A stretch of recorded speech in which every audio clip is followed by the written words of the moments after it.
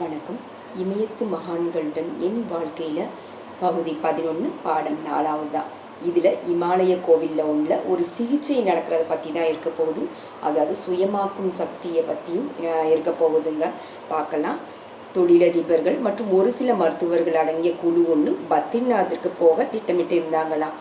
கான்பூரை சேர்ந்த பிரபல தொழிலதிபரான திரு ஜெய்பூரியா இந்த புனித யாத்திரையை ஏற்பாடு செஞ்சிருந்தாங்களா. அந்த குழுவில் இருந்த 40 பேரும் அந்த யாத்திரையின் போது ஆரோக்கியமாக இருக்கிறத உறுதி செய்வதற்காக டாக்டர் சர்மா அவர்களுடன் போனாங்களா. தங்களுக்கு கற்றுக் கொடுப்பதற்காக நானும் அதாவது சுவாமி ராமா அவங்களும் தங்களோட வரணும்னு சொன்னாங்களா. அவங்க பிடிவாதமாக சொன்னாங்களா, சுவாமி ராமா அவங்கள நீங்களும் வரணும்னு. ஜெய்பூரியா ஒரு முதியவர் என்பதால் அவர் ஒரு பல்லக்கில் வந்தார். நாங்கள் எல்லாருமே நடந்து தான் போனோம்.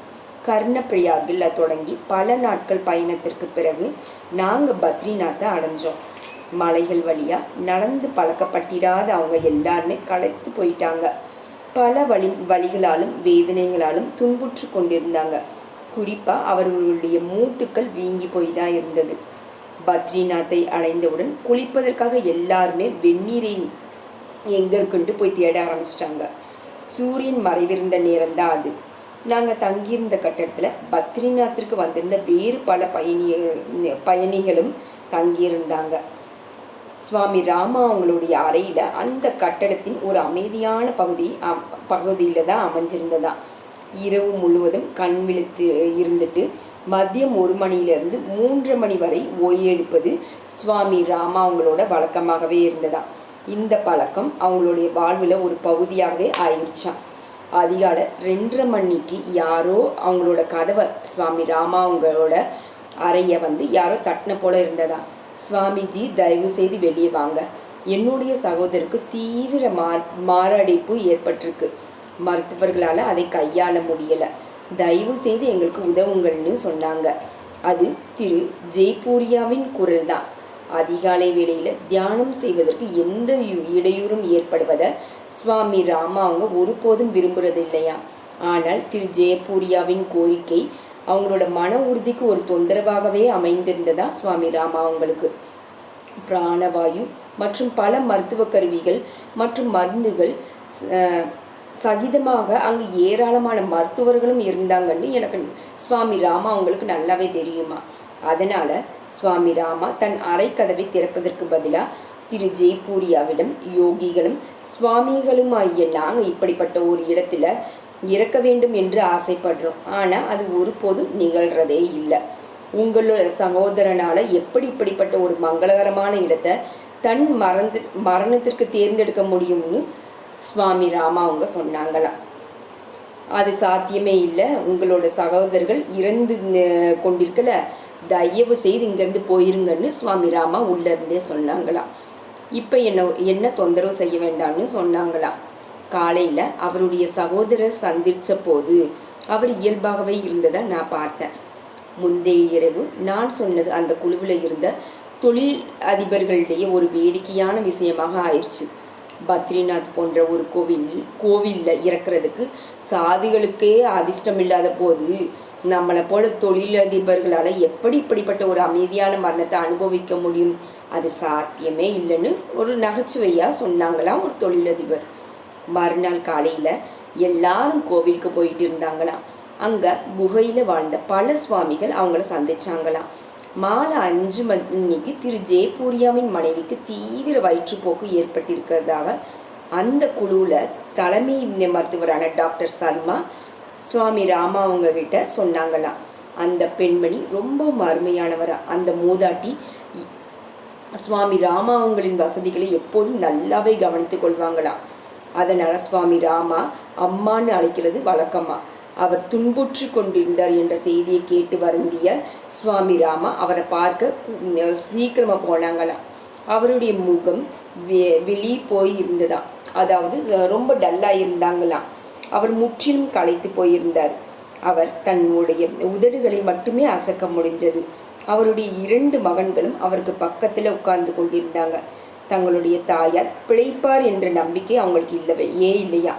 மருத்துவர்கள் அந்த பெண்மணிக்கு மருந்துகளை கொடுத்தும் எதுவுமே சேஞ்ச்மெண்ட் எதுவுமே தெரியலையா.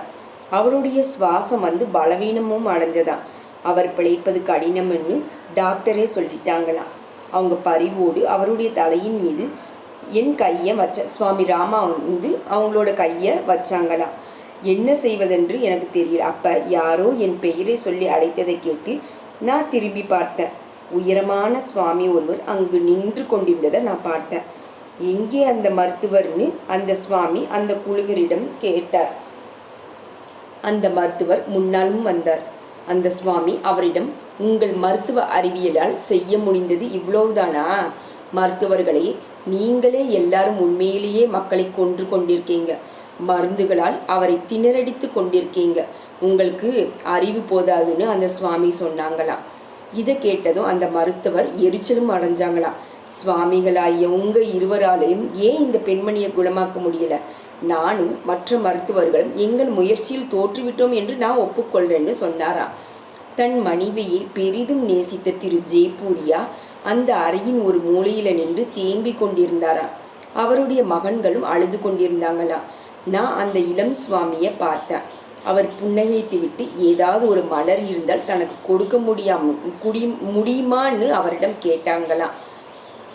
கோவிலில் படைப்பதற்காக மக்கள் இங்கு மலரை கொண்டு வருவது வழக்கமாக இருந்ததால யாரோ ஒருவர் சிவப்பு ரோஜா இதழ்கள் சிலவற்றை கொண்டு வந்தாங்க.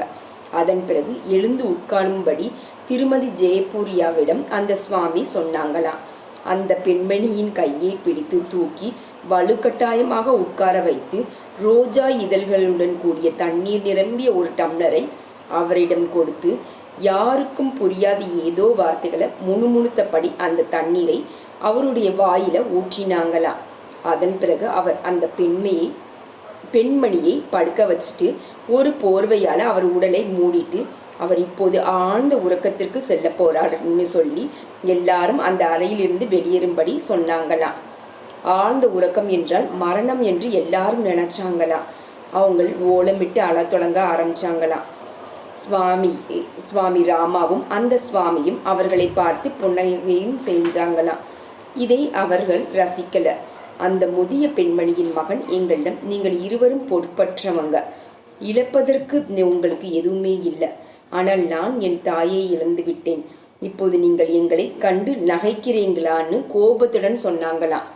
சுவாமி ராமாவையும் மற்ற சுவாமியை பார்த்து சொல்றாங்க. நானும் அந்த சுவாமியும் அந்த வீட்டிற்கு வெளியே நின்று அந்த பெண்மணி எழுந்திருப்பதற்காக காத்து கொண்டுதான் இருந்தோம். ஆனால் அவருடைய குடும்பத்தினர் அவருடைய இறுதி சடங்கிற்காக ஏற்பாடு செய்து கொண்டிருந்தாங்க. அரை மணி நேரம் கழிச்சு அந்த சுவாமி திரு ஜெயபூரியாவை அழைத்து உள்ளே போய் உங்கள் மனைவியை பாருங்கள் என்று சொன்னார். உள்ளே சென்ற திரு ஜெயபூரியா தன் மனைவி எழுந்து உட்கார்ந்திருந்ததையும் அவர் பரிபூர்ண ஆரோக்கியத்துடன் இருந்ததையும் பார்த்தாராம். நோய்களை குணப்படுத்துவதற்கு உதவுகின்ற மருந்துகளையோ அல்லது தீர்வுகளையோ நான் எதிர்க்கல. ஆனால் நோய்களை தடுக்கக்கூடிய மருந்துகள் பற்றிய விழிப்புணர்வை மக்களுக்கு ஏற்படுத்த நான் விரும்புகிறேன். மன உறுதியை பயன்படுத்துவதன் மூலமா மக்களுக்கு உதவுவதற்கான இன்னொரு உயர்வான வழி இருக்குது. மன உறுதி என்பது ஒருமுகப்படுத்தப்பட்ட ஒரு மனம், தியானம், ஆன்மீக ஒழுங்கு ஆகியவற்றால உருவாக்கப்படுகின்ற உறுதியை குறிக்குது. இன்றைய மருத்துவத்துல இந்த மன உறுதியை வளர்த்தெடுத்து எடுப்பது முற்றிலுமாக காணாமல் போயிருந்தது. அந்த இளம் சுவாமி அந்த மருத்துவரின் சவாலை ஏற்றுக்கொண்டார். அந்த பெண்மணியின் நோயை குணப்படுத்துவதற்கான தன்னுடைய ஆற்றலை அவர் உணர்ந்து கொண்டார். ஒரு நோயாளியின் நோயை தீர்ப்பதில் மருந்துகளை விட அந்த நோயாளிக்கு சிகிச்சை அளிக்கின்ற மருத்துவரின் நடத்தையும் மன உறுதியை பயன்படுத்துவதும் அதிக முக்கியமாக இருப்பதை பல மருத்துவர்களான என் அனுபவம் எனக்கு கற்றுக் கொடுத்தது. இந்த எளிய உண்மையை மருத்துவர்கள் எவ்வளவு அதிகமாக புரிந்து கொள்கிறாங்களோ என்னுடைய பின்வரும் கருத்துக்கு அவங்க அவ்வளவு அதிகமாக உடன்பாடுவாங்க. என் கருத்து இதுதான். மருந்துகளை பயன்படுத்துவது மட்டும் இல்லாமல் நோய்களை தடுப்பதற்கான சில குறிப்பிட்ட வழிமுறைகளை மக்களுக்கு கற்றுக் கொடுப்பதன் மூலமாக மனித குலத்திற்கு அவர்களால் அதிகமாக உதவ முடியும். இந்த விதத்தில் தங்களை தாங்களே குணப்படுத்தி கொள்ளக்கூடிய சக்தி தங்களுக்கு இருப்பதை அதிக எண்ணிக்கையிலான மக்கள் உணரும்படி செய்யவும் முடியுங்க. அந்த பெண்மணி நலமடைந்ததை தொடர்ந்து அந்த ஒட்டுமொத்த குழுவினரும் எங்கள் மீது அன்பை பொழிந்தாங்க. எல்லாரும் எங்களுக்கு பணம் கொடுக்க விரும்பினாங்க, எங்களுக்கு வீடுகளை கட்டி கொடுக்கவும் விரும்பினாங்க, கார்களை எங்களுக்கு பரிசளிக்கவும் விரும்பினாங்க. நானும் அந்த சுவாமியும் அவர்களை பார்த்து புன்னகைத்தோம், அவர்களை கண்டு சிரித்தோம். நான் ஒரு விஷயத்தை நன்றாக புரிந்து கொண்டேங்க. சுவாமி ராமா அவங்க புரிந்து கொண்டாங்களா? பணக்காரர்கள் எல்லாவற்றுக்கும் பணத்தை கொண்டு கடன் தீர்க்க விரும்புகிறாங்க. துறவிகளுக்கு லஞ்சம் கொடுக்க கூட அவர் முயற்சி செய்கிறாங்க. ஆனால் உண்மையான துறவிகள் பணத்தையோ இல்லை செல்வ வளங்களையோ கண்டு ஒருபோதும் சபலம் கொள்றதே இல்லை. ஏற்கனவே துறவர பாதையில பயணித்து கொண்டிருக்கிறவங்க லௌகீக ரீதியாக ஏழைகளாகவும் ஆனால் ஆன்மீக ரீதியாக பணக்காரர்களாகவும் இருப்பதை விரும்புவாங்க. ஆன்மீக வளமையை பௌதீக வளமையோடு அவங்க ஒப்பிடும்போது உலகத்தின் வசீகரங்களும் சபலங்களும் அவர்களை முடக்கி போடுறதே இல்லை. துறவர வாழ்க்கையை மேற்கொள்ள விரும்புகின்ற அப்போதுதான் ஆன்மீக பாதையில அடியெடுத்து வைத்திருக்கின்ற நபர்கள் இத்தகைய சபலங்களுக்கு அடிக்கடி பலியாகிறாங்க. சிலர் பின்னடைவுகளை எதிர்கொள்றாங்க, இல்லைன்னா மன ரீதியாகவும் பாதிக்கப்படுறாங்கங்க. உலகம் தன்கூடிய இன்பங்கள் மிகவும் சக்தி வாய்ந்ததில்லை என்பதில் எந்த சந்தேகமும் இல்லை. அந்த இன்பங்கள் மீது ஏற்படும் பற்றுதான் அனைத்து அறியாமைக்குமான மூல காரணம் என்று கருதப்படுது. ஒருமுகப்படுத்தப்பட்ட ஒரு மனம், ஒரு வலிமையான மன உறுதி, எல்லாவற்றுக்கும் மேலாக கடவுளின் அருள் ஆகியவை ஒரு சில அதிர்ஷ்டசாலிகள் சபலங்களுக்கு ஆளாகாமலும் லௌகீக படைப்பால் பாதிக்கப்படாமலும் இருப்பதற்கு அவங்களுக்கு உதவுறாங்க. திரு ஜெய்பூரியா தன் குழுவினரோடு பத்ரிநாட்டை விட்டு புறப்பட்டு சென்றாங்க. நான் அவர்களுக்கு விடை கொடுத்தேன். பார்வதிகர் மகாராஜா என்ற ஒரு மாபெரும் சாதுவின் இசையை கேட்டு ரசிப்பதற்காக நானும் என் நண்பரும் அங்க சில நாட்கள் தங்கினோம். பலஹரி பாபா என்று அழைக்கப்பட்ட ஒரு சாதுவின் குகையில நாங்க 6 நாட்கள் தங்கினோங்க. பார்வதிகர் மகாராஜாவின் இசையை கேட்பதற்காக தினமும் மாலையில நாங்க பத்ரிநாத் கோவிலுக்கு சென்றோம். பார்வதிகர் மகாராஜா விசித்திர வீணை என்ற இசை கருவியை வாசிச்சாங்க. அந்த வீணை பல தந்திகளை கொண்டது. பத்ரிநாத் கோவில்ல தாழ்வாரத்துல சுமார் 500 பேர் கூடியிருந்தாங்க. அந்த சாது தன் வீணையில ஸ்ருதி சேர்க்க தொடங்குவதற்கு முன்பாகவே தன்னுடைய மௌனத்தை கலைத்துவிட்டு அந்த கூட்டத்தினரை பார்த்து, ஆசீர்வதிக்கப்பட்டுள்ளாரே, நான் என் இசைக்கருதி சுருதி சேர்த்து கொண்டிருக்கிறேன். நீங்கள் உங்களுடைய கருவிகளுக்கு சுருதி கூட்டுங்கள். வாழ்வின் தந்திகளுக்கு முறையாக சுருதி சேர்க்கப்பட வேண்டும். முதல்ல தந்திகளுக்கு சுருதி சேர்த்து விட்டு பிறகு இசைக்கருவியை ஒரு வசதியான நிலையான விதத்துல தாங்கி பிடிப்பது என்பது ஒரு கலை. இப்ப நீங்க உங்கள் கருவிகளாக ஆகணும். கடவுள் உங்களின் மூலமா இசை கட்டும். அவரை சரணடைந்து விடுங்கள். சுருதி சேர்க்கப்பட்டு இசைக்கருவிகளான உங்களை அந்த மாபெரும் இசைக்கலைஞரான இறைவனிடம் ஒப்படைத்து விடுங்கன்னு சொன்னாராம். சிலர் அவரை புரிந்து கொண்டாங்க, மற்றவர்களுக்கு அது முடியல. நானும் என்னுடைய நண்பரும், அதாவது சுவாமி ராமா அவர்களும் அவருடைய நண்பரும் ஒரு மூலையில உட்கார்ந்து கொண்டிருந்தாங்களாம். அந்த சாதுவின் வார்த்தைகளை கேட்ட பிறகு நாங்கள் உன்னிப்பாக கவனம் செலுத்த தொடங்கினோம். அவர் தன் வீணையை தன் கைகளில் எடுத்து தன் கண்களை மூடிக்கொண்டு அந்த இசையை தொடங்கினார். சிதார், கிதார் மற்றும் அனைத்து தந்தி இசைக்கருவிகளும் சேர்த்து இணக்கமாக இசைக்கப்பட்டிருந்ததால் கூட அந்த சாது மீட்டிக் கொண்டிருந்த அழகிய மெல்லிசையை அவற்றால் உருவாக்கி இருக்க முடியாது. கூடியிருந்த பார்வையாளர்கள் இசையை பற்றி எதுவும் தெரிந்திருக்கல. ஆனால் அவர்கள் அந்த இசைக்கு ஏற்ப அசைந்தாடு கொண்டிருந்தாங்க. அந்த சாது சுமார் 2.5 மணி நேரம் அந்த வீணையை மீட்டினார். இசையால் அமைதியையும் மகிழ்ச்சியையும் கொடுக்க முடியும் என்ற நம்பிக்கை எனக்கு ஏற்படுவதற்கு அவர் உண்மையிலேயே உதவினார் என்று சொன்னால் அது மிகையாகாது. நுண்கலைகள்ல மிகவும் நுட்பமானது இசைதான். இசை என்பது வெறுமனே பாடல்கள், மெல்லிசை அல்லது வார்த்தைகளை உள்ளடங்கியது இல்லை. அதற்கு பதிலாக நாதம் என்ற மிக நுட்பமான ஒலியை உள்ளடக்கியது அது. அந்த அதிர்வுதான் எல்லா உயிரணுக்களுக்கும் புத்துணர்ச்சியூட்டி அவற்றை நடனமாட செய்யுது. நாதத்தின் அதிர்வுகள் இல்லாம எந்த நடனமும் இல்லை.